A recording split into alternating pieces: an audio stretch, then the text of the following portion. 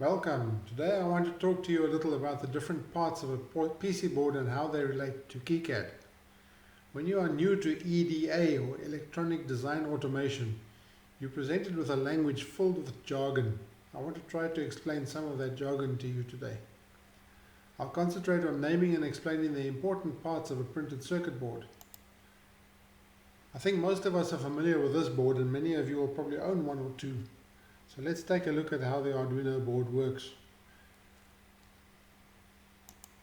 There are tracks and pads.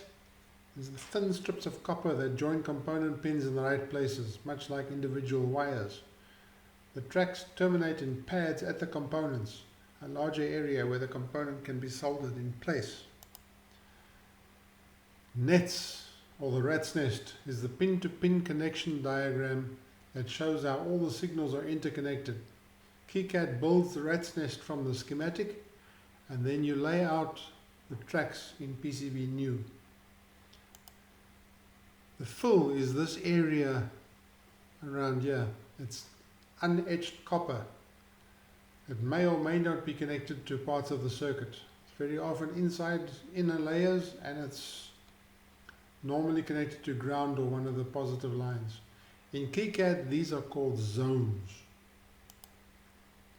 Vias are what connects one layer of the board to another layer of the board. Sometimes they go through the board, and sometimes only between layers inside the board. If they're in the board, they're called blind vias on multi-layer boards. And on this type of board where it's only two layers, then the via goes straight through. Some of these holes are plated through in a special process after the holes are drilled. And they've got copper on the inside here which joins the upper surface with the lower surface.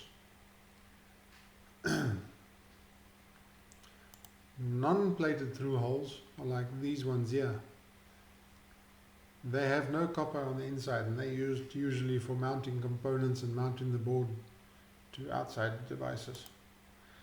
We have pin headers like these ones here, and sockets like these ones here, which are used for connecting cables and other boards to this board. There's different package outlines on the board. These are called PDIPs, parallel dual inline package. Parallel because there's two rows, dual there's two rows. And then you get other ones, small outlines like this one, several other flavors of chips. Some of them single inline like these, many of them dual inline like these. Surface mounted components have got pads. They have no holes through the board. They're entirely on the one face of the board. They can be either side, sometimes even buried inside layers. These components have pads on only one layer. Through hole components have like the headers, the IC socket, etc. These have pads on every layer they pass through, and the holes are always plated. Solder mask is this blue and commonly green color on the board.